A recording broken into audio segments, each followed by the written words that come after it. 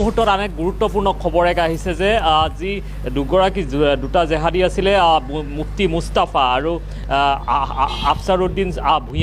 ভূঁইয়াক ইয়ালৈ জাগিৰোড আৰক্ষী থানালৈ লৈ অহা হৈছে কিয়নো কিছু সময় পিছতে ইয়াত উপস্থিত হ'বহি বিশেষ আৰক্ষী সঞ্চালক প্ৰধান জি পি সিং আৰু আন এক খবৰ আহিছে যে যি মুফতি মুস্তাফাৰ পত্নী আসমিনা খাতুন আৰু তেওঁৰ ভাতৃ জাকাৰিয়া আহমেদকো ইয়ালৈ লৈ অহা হৈছে জাগিৰোড আৰক্ষী থানালৈ তেওঁলোকক আটক কৰা হৈছে সোধা পোছা কৰি থকা হৈছে আৰু পূৰ্বতে আচলতে যি ৪৮ ঘণ্টাৰ পূৰ্বে যি অভিযান চলিছিল সেই অভিযানৰ সময়ত কিন্তু এওঁলোকক আটক কৰা হোৱা নাছিলে কিন্তু শেহতীয়াকৈ ৪গৰাকী ব্যক্তিক ইয়াত ৰখা হৈছে দুগৰাকী ইতিমধ্যে গ্ৰেপ্তাৰ হৈছে মুফতি মুস্তাফা আৰু আফছাৰুদ্দিন ভূঁইয়া আৰু সমান্তৰালভাৱে আন দুগৰাকী যি মুফতিৰ পত্নী আসমিনা আৰু তেওঁৰ ভাতৃ জাকাৰিয়াকো ইয়াতে ৰখা হৈছে যিহেতুকে অতি নতুন এক মূৰ লৈছে এই সমগ্ৰ অনুসন্ধান প্ৰক্ৰিয়াটোত ভাতৃকো আটক কৰি লৈ অহা হৈছে পত্নীকো আটক কৰি লৈ অহা হৈছে আৰু আমি দেখুৱাইছোঁ জাগিৰোড আৰক্ষী থানাত ইতিমধ্যে কটকটীয়া নিৰাপত্তাৰ ব্যৱস্থাও কৰা হৈছে যিহেতুকে ইয়ালৈ আৰক্ষী বিশেষ সঞ্চালক প্ৰধান জি পি সিং ইয়ালৈ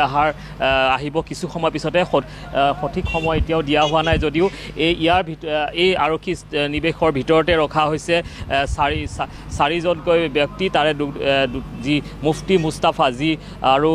আফছাৰুদ্দিন ভূঁইয়া যি পোনপটীয়াকৈ আনচাৰুল বাংলা টীমৰ সক্ৰিয় সদস্য আমিৰুদ্দিন আনচাৰীৰ পৰা তেওঁ পোনপটীয়াকৈ ধন লাভ কৰাৰ অভিযোগত অভিযুক্ত হৈছে তেওঁলোকক লৈ অহা হৈছে কালিৰে পৰা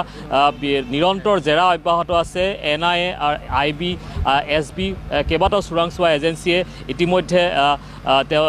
এই দুই জেহাদীক জেৰা কৰি আছিলে আৰু নিশাৰ ভাগতে তেওঁলোকক যি মুফতিক লৈ অহা হৈছিলে জাগিৰোড আৰক্ষী থানালৈ আৰু আজি কিছু সময় পূৰ্বে আফছাৰুদ্দিন ভূঁইয়াকো লৈ অহা হৈছে আৰু অৰ্থাৎ ৪গৰাকী ব্যক্তিক একলগ কৰা হৈছে মুফতিৰ পত্নী আসমিনা আৰু তেওঁৰ ভাতৃ জাকাৰিয়া আৰু যি আফছাৰুদ্দিনক একেলগে ৰখা হৈছে ইয়াত অৰ্থাৎ এওঁলোকক ইয়াত পুনৰ জেৰা কৰা হ'ব হয়তো ইয়ালৈ পুনৰ NIA দলো আহিব পাৰে।